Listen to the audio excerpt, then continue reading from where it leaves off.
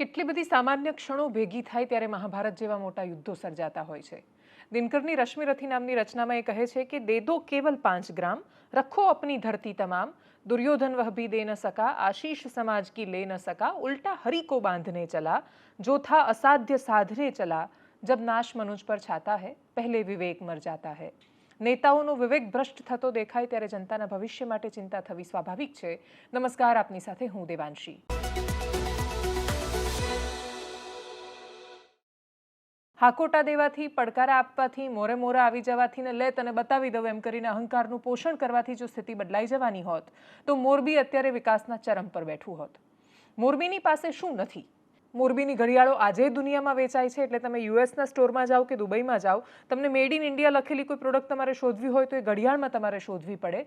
એનું સિરામિક આજે દુનિયામાં વખણાય છે, એનું ક્લસ્ટર એ સૌથી સશક્ત ક્લસ્ટર છે। મોરબી આ દેશને શું નથી આપ્યું? નેતાઓએ મોરબીને શું આપ્યું? મોરબીમાં રાજાશાહી સમયની મોટા ભાગની વ્યવસ્થાઓ છે એ અડીખમ જળવાયેલી રહી વર્ષો સુધી, એટલે રિનોવેશનમાં નહોતો ગયો ને એના પહેલાં બંધ કર્યો। એ સમય પહેલાં સુધી ઝૂલતો પુલ પણ અડીખમ હતો। એ ઝૂલતો પુલ જે મચ્છુ નદી પર છે અને ત્યાં એક બાંધ આવેલો છે, એ તોડવાનો થયો ડેમ જ્યારે, ત્યારે એટલા માટે કેમ કે મૃતદેહોને આપણે સરળતાથી શોધીને બહાર કાઢી શકીએ। એ વખતે એટલા બધા પ્રયત્નો કર્યા, છેક સુધી એ ડેમ નહોતો તોડી શકાયો, એટલો મજબૂત અને સશક્ત હતો। એ મોરબીના રસ્તા અતિશય ખરાબ હાલતમાં છે। મોરબીમાં સામાન્ય માણસો કંટાળીને ધારાસભ્ય સાથે તુતારી પર આવી ગયા છે। એમની આંખોમાં પોતાના જનપ્રતિનિધિ માટે સન્માન જ નથી દેખાતું। ના જનપ્રતિનિધિની આંખોમાં જનતા માટે સન્માન દેખાય છે, ના જનતાને પોતાના અધિકારી માટે અને પોતાના નેતાઓ માટે ભાવ છે, કેમ કે એ ભાવ ટકી શકે ને એ સેતુ બની રહે એવા સંબંધો જે બધાની વચ્ચે નથી થયા। આ હાકોટા અને પડકારા દેવાની શરૂઆતમાં ગોપાલ ઇટાલિયા પણ વચ્ચે આવ્યા। વિસાવદરથી હજુ ચૂંટાઈને આવેલા ધારાસભ્ય છે, હજી તો એ શપથ લેશે ધારાસભ્ય તરીકે અને પછી એ વિધાનસભામાં પણ જશે। હજી સુધી એમણે પોતાનું પહેલું સત્ર પણ અટેન્ડ નથી કર્યું અને ત્યાં રાજીનામા દેવા સુધી વાત પહોંચી ગઈ અને વાત કરોડોમાં થાય છે। અહીંયા 20 રૂપિયા માટે લોકોની હત્યાઓ થઈ રહી છે। આ જ ગુજરાત રાજ્યમાં એક રિક્ષાવાળો 30 રૂપિયા માટે, સુરતમાં કોઈ માણસ 20-30 રૂપિયા માટે કોઈના જુવાન જોત 19-19 વર્ષના છોકરાને મારી નાખે છે। 10 રૂપિયાની અને 20 રૂપિયાની જ્યાં કિંમત હોય, આદિવાસી પટ્ટામાં તમે જાઓ ત્યારે એનું ભૂખ્યું પેટ તમને સવાલું કરતું હોય, એમનું જે શરીર છે એ અંગ, વસ્ત્રહીન અંગ તમે જુઓ ત્યારે તમને પીડા થતી હોય, અને એવા સમયમાં 2 કરોડ રૂપિયા આપીશ, રાજીનામું આપી દે। 2 કરોડ રૂપિયા વાપરો મોરબીમાં, 2 કરોડ રૂપિયા વાપરીને બનાવો રસ્તા, ખૂબ બધા પૈસા છે, સંપત્તિ છે તો ઉપયોગ કરો, ગ્રાન્ટ આવી રહી છે સરકારી, એનો ઉપયોગ કરો, અધિકારીઓ પાસે કામ કરાવડાવો, સ્થિતિ એવી પેદા કરો કે હાકોટા અને પડકારા આપવાનો સવાલ આવે જ નહીં। પણ છતાંય એકબીજા માટે આ સન્માન દેખાતું જ નથી। જે વિષયો સંવાદના હોવા જોઈએ એ વિષયો વિવાદના બન્યા છે।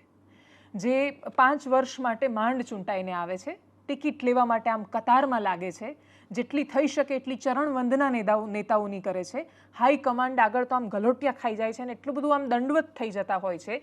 એવા રાજનેતાઓ જ્યારે જીત્યા પછી એવું કહે ને કે રાજીનામું આપી દઈશું, ત્યારે એમને ખબર છે, એમના અંતરાત્માને બહુ સારી રીતે ખબર છે કે એમની તાકાત નથી એ રાજીનામું આપી શકે।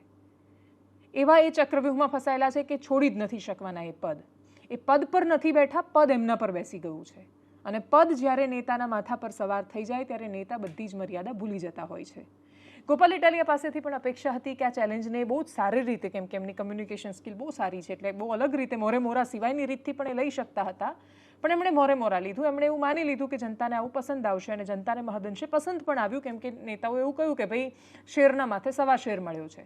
પણ આ શેર કે સવા શેરની સ્પર્ધા જ નથી। આ સ્પર્ધા જ નથી કોણ જીતશે કે કોણ હારશે।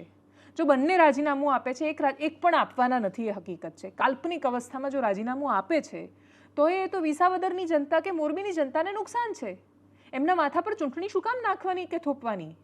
ધારાસભ્યોની જવાબદારી, એમનું કર્તવ્ય કામનું આવે છે કે શું આવે છે? ભારતીય જનતા પાર્ટીનું હાઈકમાન્ડ શું કામ કાંતિભાઈ અમૃતિયાને સમજાવી ન શક્યું કે 162 આવી છે એનો મતલબ એ થોડો છે કે મન ફાવે એમ નેતાઓ વર્તન કરશે, પણ છતાંય મન ફાવે એમ તો વર્તન થઈ રહ્યું છે। જનતાને જ્યારે અતિશય ટેકન ફોર ગ્રાન્ટેડ ગણી લેવામાં આવે, જનતાની કશી જ પડી ન હોય, અને જ્યારે 24 કલાક પાર્ટીઓ ઇલેક્શન મોડમાં રહેવા માંડે અને એમને એવું લાગે કે ઇલેક્શન મોડમાં રહેવું એ જ એમનું કામ અને કર્તવ્ય છે, ત્યારે આવી સ્થિતિ સર્જાય। ગંભીરા પુલની દુર્ઘટના, 19 માણસોના મૃત્યુને એના પછી હજુ કેટલા માણસો લાપતા, બહુ બધા સવાલો છૂટેલા છે। એવું શું થયું કે એ બ્રિજ કે જેને એક બાજુ એન્જિનિયર કહેતા હતા કે જર્જરિત નથી, તમે એમને સસ્પેન્ડ કરી દીધા, પણ ફરજ મોકૂફીથી ફરક શું પડે છે? ઓળખાણ લગાવશે, લાગવગ લગાવશે, અધિકારીને તકલીફ પડી જવાની છે ફરીથી નોકરીએ લાગતા. પણ એ નોકરીએ નહીં લાગે કે એની સાથે એને ન્યાય થશે એવું તો છે જ નહીં. સૌથી પહેલું જે તમારી આગળ આવ્યું એ તમારો દુશ્મન. એ રીતે જ્યારે તમે ન્યાય કરવા માંડો ત્યારે એ તમે ગુસ્સો શાંત કરવા માટે ન્યાય કરી રહ્યા છો. કાંતિભાઈ અમૃતિયાની પણ પ્રતિક્રિયા આવી મોરબીના કિસ્સામાં.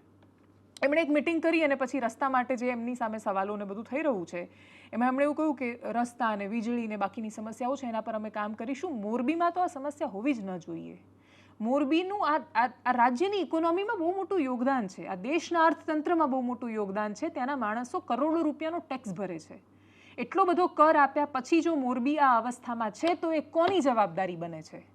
2 કરોડ રૂપિયા આપી દઈશ જો રાજીનામું આપું. બાજુમાં વાંકાનેરમાંથી પેલા જીતુભાઈ કહે છે કે 2 કરોડ હું આપીશ તો જીતીને બતાવું. 2 કરોડ આપો ને વાંકાનેરની જનતાને. બાજુમાં એક ગામ આવેલું છે વાંકાનેરમાં, એમાં ગામના લોકોએ થાકી ગયા રજૂઆત કરીને. કોઈએ ન બનાવ્યો તો ગામના લોકોએ ભેગા થઈને પુલ જાતે બનાવ્યો. ગામના માણસો પુલ જાતે બનાવે છે જીતુભાઈ. કાંતિભાઈ અમૃતિયા, જાગો, આખું ગામ તમને કાનોભાઈ કહે છે. પણ પ્રશ્ન એ છે કે કાનાભાઈ ખોવાઈ ગયા જ્યારે રસ્તાની જરૂર પડી અને સામે આવ્યા અને પ્રગટ થયા ત્યારે એ પડકારને ચેલેન્જ આપવા માટે થયા. ગોપાલભાઈ ઇટાલિયા હજી હમણાં ચૂંટાઈને આવ્યા છે. એ પડકારનો સ્વીકાર કરે છે. વિસાવદરની જનતાએ રાજીનામું આપવા માટે પોતાના ધારાસભ્યોને નથી ચૂંટતી. એ જનતાની સાથે અન્યાય કરવાનો કોઈને અધિકાર નથી. એ મોરબીની હોય, વિસાવદરની હોય, વાંકાનેરની હોય, ગુજરાતની જનતાને હાકોટા, પડકારા, લલકાર એકબીજાને બતાવી દેવું, અહંકારની લડાઈમાં ઉતરવું એ સિવાયની રાજનીતિની અપેક્ષા હવે છે. હવે બહુ થયું. એટલા માટે અતિશય થયું કેમ કે એક પછી એક માણસો મૃત્યુ પામે છે ને આપણે એના આંકડાઓની જેમ કન્સિડર કરીએ છીએ કે હા આજે 16 થયા, કાલે 17 થયા, કાલે 19 થયા, કાલે 150 હતા, 150 કરતાં ઓછા છે, 23 ગાળા હતા, 23 ગાળામાંથી એક ગાળો તૂટ્યો. ભારતીય જનતા પાર્ટીના નેતાઓએ ટ્વીટ કરી અને લિટરલી ગંભીરા બ્રિજ દુર્ઘટના પછી એને કોપી પેસ્ટ કરી કે 23માંથી એક ગાળો તૂટ્યો. એક ગાળો તૂટ્યો પણ માણસો તો 19 મર્યા અને એમના પરિવાર માટે તો એકના એક હતા. બધા જ ખૂબ મહત્વના હતા.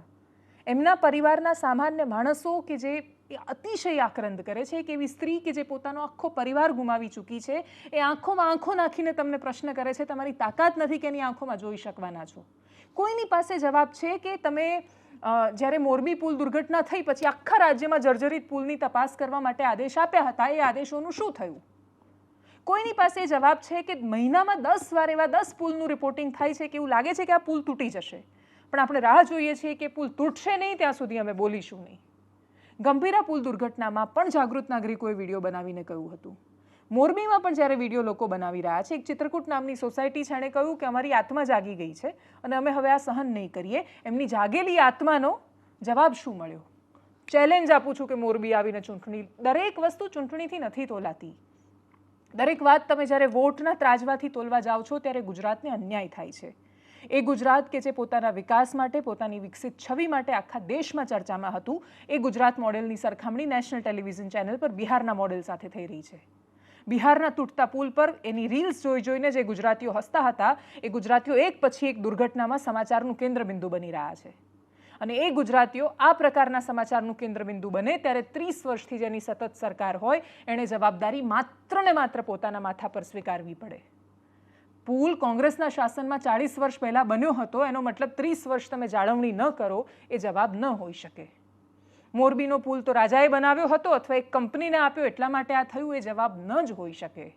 મોરબીની નગરપાલિકા એ વખતે સુપરસીડ કરી દીધી પણ ચીફ ઓફિસરનો વાળે વાંકો નહોતા કરી શક્યા. અને માત્ર એક ચીફ ઓફિસરની સવાલ આવતો જ નથી. એક પણ દુર્ઘટનામાં જે મુખ્ય જવાબદાર માણસ છે, આપણે જેને કહીએ કે ખરેખર એવા પગલાં લીધા છે કે આખી સિસ્ટમમાં ભય વ્યાપી જવાનો છે, એ લેવાયા જ નથી. દરેક વખતે તમે એક માણસને શોધો છો, એ માણસ તમને એ વખતે એવું લાગે છે બહુ શક્તિશાળી છે, આટલા કરોડ રૂપિયાનો આપણે એના પર કેસ કરી લીધો. વ્યવસ્થા નથી બદલતા કેમ કે વ્યવસ્થા બદલવાની ઈચ્છા શક્તિ ગુજરાતની રાજનીતિમાંથી લુપ્ત થઈ ગઈ છે. અને જો આમને આમ રહ્યું તો એક સમયે જે અતિશય વીર્યવાન પ્રજા ગણાતી હતી, શક્તિશાળી મનાતી હતી, જેનો ઇતિહાસ બહુ જ સુદૃઢ રહ્યો છે, જે એક બાજુ ભૃગુ કચ્છના એટલે કે ભરૂચના કિનારે જે કનૈયાલાલ મુનશીએ ગુજરાતની અસ્મિતા જેવો શબ્દ આપ્યો છે, એ ગુજરાતની અસ્મિતા નર્મદાના પાણીમાં વહી રહી છે અને સાગરમાં જઈ રહી છે. આપણે એને નથી રોકી શક્યા. મોરબીમાંથી હાકોટા, પડકારા, જનતાએ કહ્યું કે વિસાવદરવાળી કરીશું. એક બેનનો વિડીયો સામે આવ્યો, એમણે કહ્યું કે હું કાંતિભાઈ તમારી બેનની નણંદ છું, ભલે તમે વેવાઈ થાવ પણ અમે હવે વિસાવદરવાળી કરીશું. આખી વાત પોલિટિકલ થઈ ગઈ છે અને એટલે જ જે રાજનીતિક પ્રતિક્રિયાઓ આવી, હાકોટા, પડકારા, લલકાર, સાંભળીએ એને. ગોપાલભાઈ ઇટાલિયા જે ચેલેન્જ દઈ રહ્યા છે તેમાં મારે એટલું જ કહેવાનું છે કે ગોપાલભાઈ ઇટાલિયા વિસાવદરની વિધાનસભામાંથી ચૂંટાયેલા છે અને ગોપાલભાઈ ત્યાંથી રાજીનામું આપી દે અને કાંતિલાલ અમૃતિયા એ મોરબી વિધાનસભામાંથી રાજીનામું આપે અને બંને લોકો ચૂંટણી લડે. એ ચૂંટણીમાં ખ્યાલ આવી જશે, બરોબરીના ખેલ થશે. જોકે ગોપાલભાઈ ઇટાલિયા તો શિક્ષિત છે,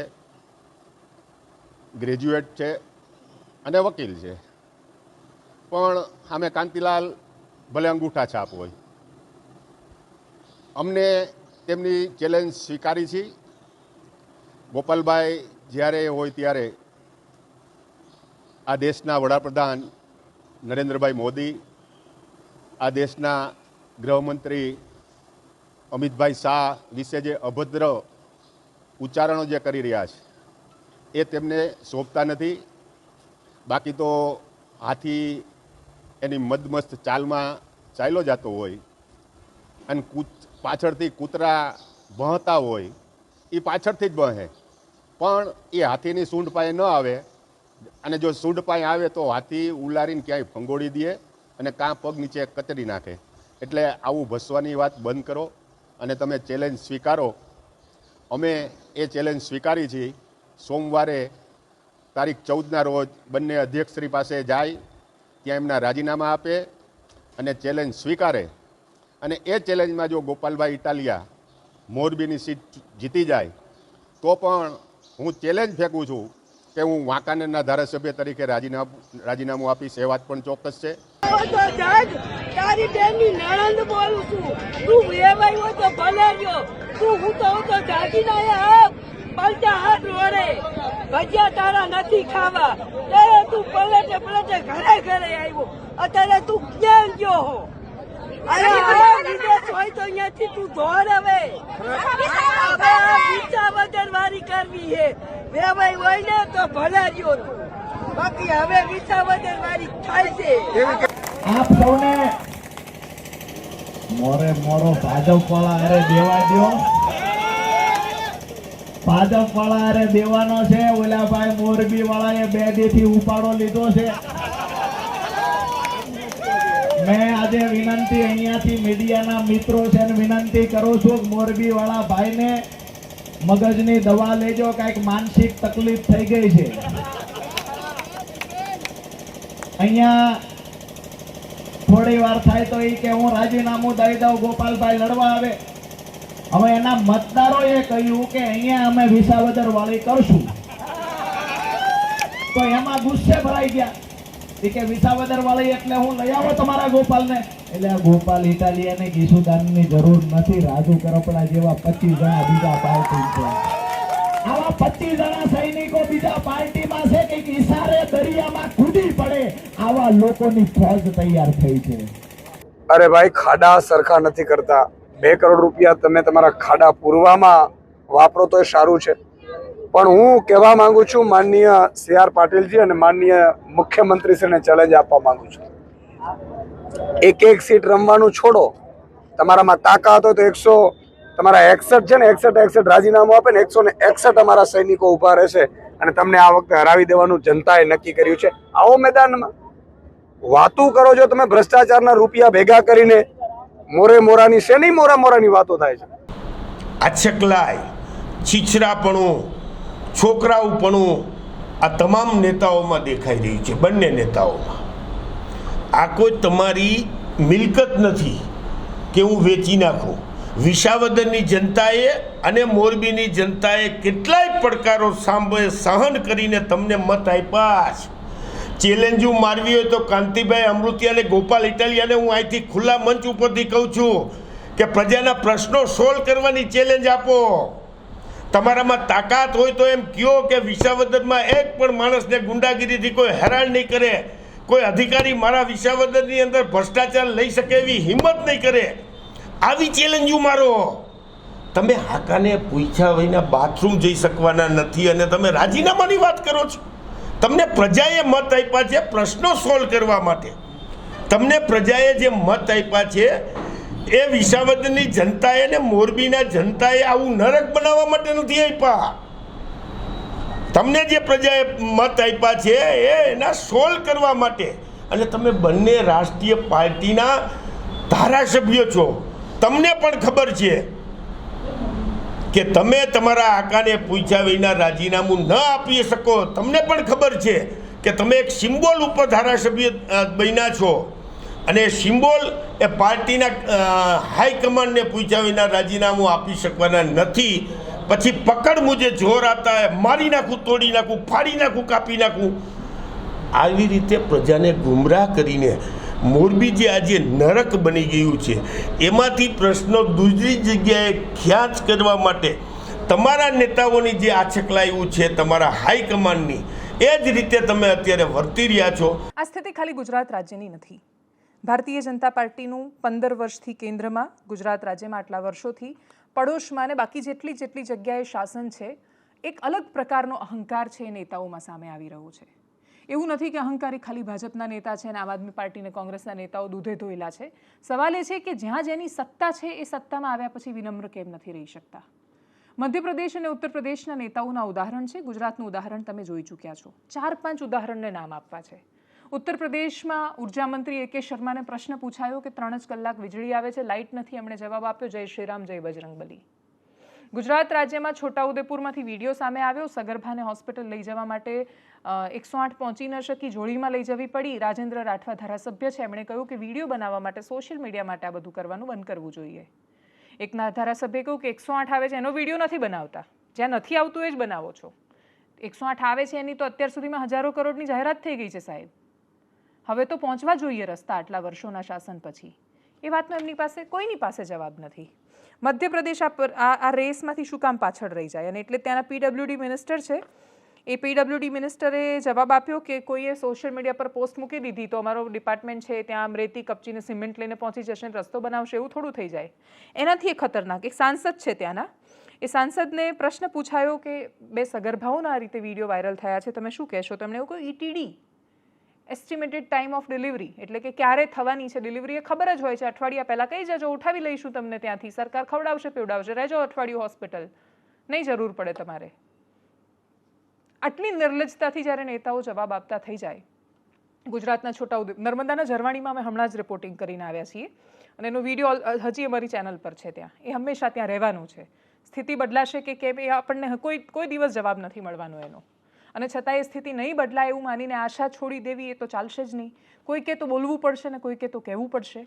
અને આ કોઈ જ નેતાઓ માટે કોઈ રાગ, દ્વેષ કે નફરત સાથે નહીં, પણ એ અંદરની અકળામણ સાથેનો પ્રશ્ન છે કે તમે આવું કેવી રીતે બોલી શકો છો? પ્રધાનમંત્રીએ કોંગ્રેસના નેતાને રાહુલ ગાંધીને સંબોધીને લોકસભામાં એક શેર સાથે કહ્યું હતું કે તુમ્હારે પાંવ કે નીચે કોઈ જમીન નહીં, કમાલ યે હૈ કે ફિર ભી તુમ્હેં યકીન નહીં.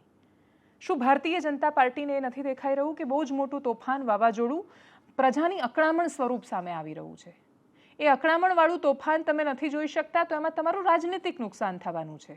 પણ એ સમય તમને જે મળ્યો છે, ભારતીય લોકતંત્રના ઇતિહાસમાં વન્ડરફુલ ચાન્સ જો કોઈને મળ્યો હોય તો એ રાજીવ ગાંધીની એટલી બહુમતીવાળી સરકાર પછી એ તો લાંબો સમય શાસન જ ન કરી શક્યા. એના પછી પહેલાં અને અત્યાર સુધીના એકમાત્ર નેતા નરેન્દ્ર મોદી રહ્યા છે.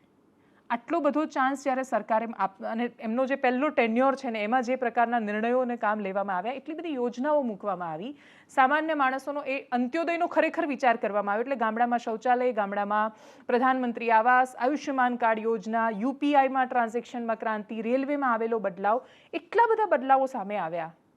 એના પછીના સમયમાં સરકાર શું બ્યુરોક્રેસીથી ઘેરાયેલી નથી થઈ? શું સરકારે નિર્ણયો કેમ નથી લઈ શકતી જે એમણે લેવા જોઈએ? સરકાર શું કામ પોતાના નેતાઓ પર નિયંત્રણ નથી રાખી શકતી? સરકાર શું કામ એમની જીભને જો નિયંત્રણમાં ન રાખી શકે તો તાળા કેમ નથી લગાવી શકતી? કેમ કે સરકાર બહુ જ બધી જીભ પર તાળા લગાવવાનો પ્રયત્ન કરે છે, સરકાર બહુ જ બધા મોઢા બંધ કરાવવાનો પ્રયત્ન કરે છે. તો શું એમણે એ મોઢા બંધ નહીં કરાવવા પડે જે નુકસાન એમનું રાજનૈતિક રીતે પણ કરી રહ્યા છે?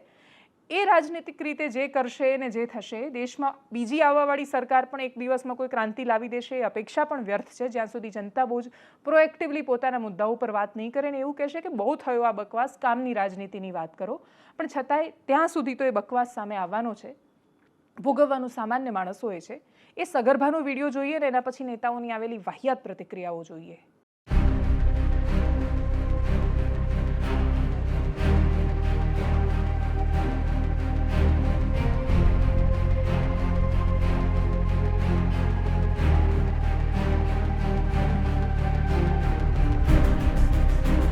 હમણાં જોડીઓની ચાલ્યું છે. હવે 108 આવે રસ્તાથી 2-3 ખેતર તો જવું પડે કે નહીં જવું પડે?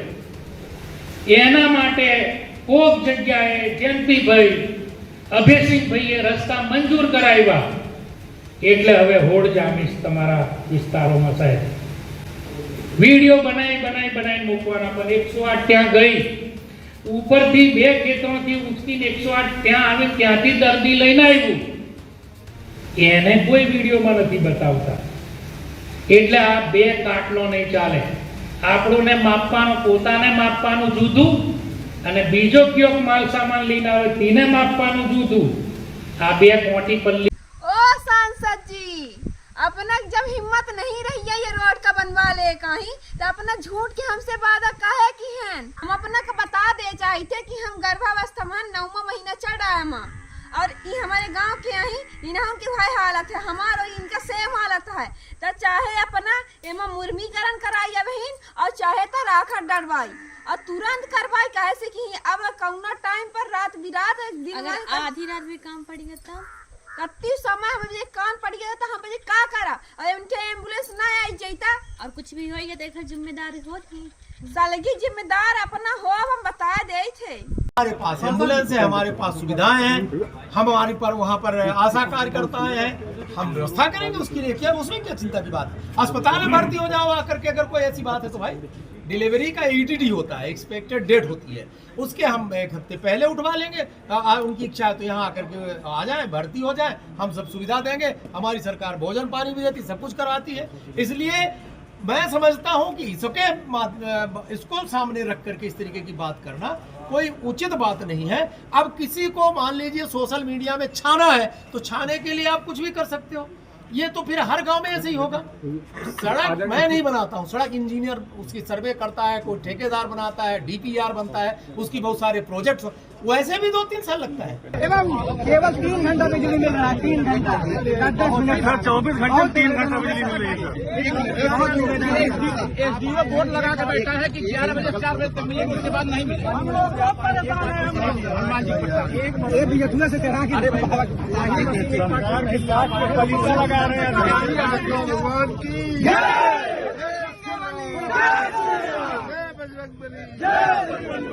અને છેલ્લે વાત એક એવા અકસ્માતની જેણે આખા દેશને નહીં આખી દુનિયાને સ્તબ્ધ કરી દીધી. આખું વિશ્વ આઘાતમાં હતું જ્યારે એમને ખબર પડી કે બોઈંગનું એવું એરલાઇનર, એવું વિમાન કે જે કોઈ દિવસ 787 ક્રેશ નથી થયું, એ ક્રેશ થયું છે અમદાવાદમાં.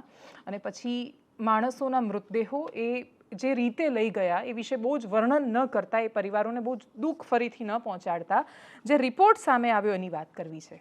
પ્રાઇમા ફેસી અહેવાલ, કોકપીટ સાથમાં થયેલા સંવાદો અને બાકી બધા પરથી જે રિપોર્ટ રિલીઝ થયો છે, એ રિપોર્ટ આમ જોઈએ તો એટલે ફ્યુઅલ નથી, એટલે એનું જે ઈંધણ જોઈએ એ વિમાનને મળવાનું બંધ થયું, અને એના કારણે એન્જિન બંધ થયા, બંને એન્જિન બંધ થયા, અને પછી બંને એન્જિનમાંથી એક એન્જિન ફરીથી શરૂ થઈ શક્યું, બીજું શરૂ ન થયું, અને એટલે એ પડ્યું. એમાં કોકપીટનો એક સંવાદ એ કહી રહ્યા છે કે પાયલટ એવું કહી રહ્યા છે બીજા પાયલટ સાથે વાત કરતાં કે શું તે બંધ કર્યું? તો એ ના પાડે છે કે મેં બંધ નથી કર્યું, હું શું કામ બંધ કર્યું? એ પ્રકારનો સંવાદ છે કોકપીટમાં. આખું જે રિપોર્ટ છે, રિપોર્ટની ભાષા પરથી ATPL એટલે એરલાઇન ટ્રાન્સપોર્ટ પાયલટ લાયસન્સ, એની જેની પાસે હોય, એટલે ATPL હોલ્ડરવાળા જે પાયલટ છે એ લોકોએ તો બહુ સ્પષ્ટ રીતે સરકારને કહ્યું છે કે તમારી ભાષા છે એ પાયલટ પર આખી આ વાતને ઢોળવાનો પ્રયત્ન કરી રહી છે. ક્યાંય સાબિત નથી થતું કે પાયલટની આ ચૂક છે, આ માનવીય ક્ષતિ નથી એવું પણ એ રિપોર્ટ કહે છે, અને રિપોર્ટ એવું પણ કહે છે કે માનવીય ક્ષતિ હોઈ શકે. ટૂંકમાં રિપોર્ટ કશું જ નથી કહેતો, એ તથ્યો પર વાત કરી રહ્યો છે, પણ તથ્ય મૂકવાની જે શૈલી છે એ ખૂબ શંકાની જેમ જોવામાં આવી રહી છે. એસોસિએશને તો તરત પત્ર લખીને સરકારને કંઈ પણ દીધું કે તમે આ વાતને અલગ રીતે રજૂ કરી શક્યા હો. તેમણે પોતાની વાત કરી. એ રિપોર્ટ બહુ જ મહત્વની વાત કરે છે. સૌથી પહેલાં ATPL બધા પાસે નથી હોતું. આ એવું લાયસન્સ છે કે જે એનો હોલ્ડર હોય પાયલટ અનુભવી જ હોય છે. એટલે આ પાયલટ ભૂલથી એક સ્વિચ દબાવી દીધી એ વાતને, બીજું કે સ્વિચ પણ નથી હોતી, એ કોઈ બટન નથી કે આમ કરીને પ્રેસ કર્યું ને ભૂલથી બંધ થઈ જાય. એના માટે જેટલા અત્યારે અનુમાનો લગાવવામાં આવી રહ્યા છે, બીજું એના વિશે જે સ્વિચ છે એક્સિડન્ટલી દબાવી શકાય એવી નથી, એટલે એ સ્વિચની એને કાઢવી પડે અને પછી એને ઉપર લઈ જવી પડે, એટલે આની એક આખી પ્રક્રિયા છે. જેટલા પણ પાયલટે આખી આ વાતને અને વિષયને સમજાવી એ પણ બધા એવું જ કહી રહ્યા છે કે આ ભૂલથી થઈ ગયું એવું ન હોઈ શકે. રિપોર્ટ મોડી રાત્રે રિલીઝ કરવામાં આવ્યો. રિપોર્ટ કદાચ બહારના દેશોને ટાર્ગેટમાં રાખીને રિલીઝ કરવામાં આવ્યો હોય એટલે મોડી રાત્રે રિલીઝ કરવામાં આવ્યો, એના કોઈ ચોક્કસ જવાબો નથી. ટૂંકમાં પ્રાઇમા ફેસી રિપોર્ટ આવ્યા પછી સવાલો વધારે દ્રઢ ને ઘેરા બન્યા છે. રિપોર્ટે કહી દીધું છે કે ફ્યુઅલમાં કે ઇંધણમાં કોઈ જ ખરાબી નહોતી. પાયલટે જો એ ભૂલથી બટન દબાવવાની સંભાવના નથી. પાયલટ ના પાડે છે કે મેં એ બંધ નથી કરેલું, તો પછી થ્રસ્ટ એન્જિન પાસે આવેલું એ ફ્યુઅલ, એ ઇંધણ છે એ પહોંચવાનું બંધ કેવી રીતે થયું? ટેક ઓફ થતી વખતે સતત ઇંધણ એને મળે વિમાનને તો જ વિમાન ઉપર ઉડી શકે. હવે એ વિમાન ઉપર ઉડવાનું બંધ થયું, એ નીચે આવ્યું ને જ્યારે એન્જિન શરૂ થયું ત્યાં સુધીમાં એટલા નીચે આવી ગયું હતું કે ટકરાયું અને બ્લાસ્ટ થયું, અને પછી શું થયું આપણે બધાએ જોઈ લીધું છે. આ શું કામ થયું એનો જવાબ પ્રાઇમા ફેસી અહેવાલમાં નથી. કારણ છે ખાલી કે ઇંધણ મળવાનું બંધ થયું ને એટલા માટે એન્જિન બંધ થઈ ગયા. ઇંધણ મળવાનું કેમ બંધ થયું? આ બોઈંગની કોઈ ટેકનિકલ એરર, આ હ્યુમન એરર, આખો રિપોર્ટ છે એ હ્યુમન એરર તરફ ભલે ઇશારો કરવાનો પ્રયત્ન કરતો હોય, એ ઇશારાને મોટાભાગના પાયલટ સ્વીકારી નથી રહ્યા. આના પછી જે પણ આવશે એના પર નજર રહેશે ને. એમ પણ જ્યારે વૈશ્વિક સંસ્થાઓ બહુ જ એગ્રેસિવલી કાર્યરત થઈ જાય, બોઈંગ જેવી કંપની છે એની શાખ પર આ સવાલ આવી જાય, ત્યારે રિપોર્ટ 100% બહુ જ પ્રામાણિક આવશે અને પાયલટ સિવાય બીજું કોઈ વ્યક્તિ અથવા ખરેખર કશી ઘટના હશે, કોઈ દિવસ આ પ્રશ્નનો સાચો જવાબ મળશે કે કેમ એનું આપણી કોઈની પાસે અત્યારે જવાબ નથી, માત્ર અનુમાનો છે. જે પ્રતિક્રિયાઓ આવી છે આ વિષયમાં સાંભળીએ. This is a preliminary report right now, and from the ministry we are analyzing the report, but I think it would be better if we can comment on it once the final report comes in. So we are coordinating with AIB also. Whatever support or resources they need, we'll be providing to them. But AIB will be the primary investigating agency into this, and we are hoping that as soon as possible the final report also comes in so that we can arrive at some conclusions. So right now, like the report has only stated within that there are multiple other things also that need to be looked into before preparing the final report. So we want the final report to come in to look at things. So let us wait till then. No, nothing like that. I don't think we should jump into any conclusions on this. I truly believe we have the most wonderful workforce in terms of pilots and the crew in the whole world. I have to appreciate all the efforts the pilots and the crew in this country are putting into the aviation. They are the backbone of this civil aviation. They are the primary resource of civil aviation, and we care for the welfare and the well-being of our pilots also. So let's not jump to any conclusions at this stage. Let us wait for the final report. Fuel cutoff switches एक viewers को समझना पड़ेगा. These are switches primarily given by the manufacturer. Boeing ने ये ऐसा design किया है कि आप जब इंजन स्टार्ट करते हैं तब आप इसको यूज करते हैं, और जब आपको इंजन बंद करना होता है तब आप इस स्विच को कट ऑफ कर देते हैं. तो दो मोड्स हैं इसमें, रन और कट ऑफ. अब coming back to your question, अगर आप इसमें कहते हैं कि बड़ा अनयूजुअल है कि आप इसको रीस्टार्ट कर रहे हैं अटेम्प्ट, एक बार आप उसको रन करते हैं, दूसरी बार उसको आप कट ऑफ करते हैं, ये एक प्रोसेस एक फॉलो किया जाता है when the pilot is attempting to regain power in the engine. इससे ये 100% डिसाइफर होता है कि कोई इंजन में इशू आए थे. पायलट ने वो रिकॉग्नाइज किए थे. There are very sophisticated aircraft. इसमें आपको एक चेकलिस्ट फॉलो करनी होती है. पायलट के आगे एक स्क्रीन लगी होती है, उस स्क्रीन में वो उसको बताता है कि ये इंजन आपका गया है, वो उसको रीस्टार्ट अटेम्प्ट करने की कोशिश करता है. देखिए, इसमें एक बहुत अहम मुद्दा ये है सर, दैट आपको ह्यूमन फैक्टर्स भी देखना पड़ेगा. Pilots are human being at the end of the day. उनको एक ट्रेनिंग दी जाती है, उनको एक प्रोसेस फॉलो करना होता है, एंड दे मूव अकॉर्डिंगली. ये कोई एक मनचाहा एक्सरसाइज नहीं होती कि आपने इंजन स्टार्ट कर दिया, बंद कर दिया. ये पूरा एक प्रोटोकॉल होता है, एक प्रोसीजर होता है. तो उसमें अगर वो रीस्टार्ट करने की कोशिश कर रहे हैं, that means they are trying to get the engine back. Now we must understand that time कितना क्रिटिकल था इसमें. 400-600 फीट अबव ग्राउंड लेवल अगर जहाज है आपके पास, you are talking in seconds, you are not talking in minutes also. ये पूरा कुछ सेकेंड्स की एक्सरसाइज है. तो उसके दरमियान पायलट अपने एक्शंस कर रहे हैं. ऑल्सो वो ATC को भी कॉल कर रहे हैं उस पूरे तरीके में. So they are very experience pilots. ये जो पूरा कॉम्बिनेशन था इन दोनों पायलट की जोड़ी का, ऑलमोस्ट 9000 घंटे थे इनके पास. तो this was not there first flight. They were very, जिसको कहते हैं, competent to fly this Boeing 787. એનાલિસિસમાં અત્યારે બસ આટલું. જો આપ અમને યુટ્યુબ પર જોઈ રહ્યા છો તો સબસ્ક્રાઇબ કરો, ફેસબુક પર જોઈ રહ્યા છો તો ફોલો કરો, વિડીયોને શેર કરો. વરસાદ આવી રહ્યો છે, કેદી રહીને અભિયાન ચાલી રહ્યું છે, તો વરસાદને ઝીલવાનો પ્રયત્ન કરીએ. નમસ્કાર.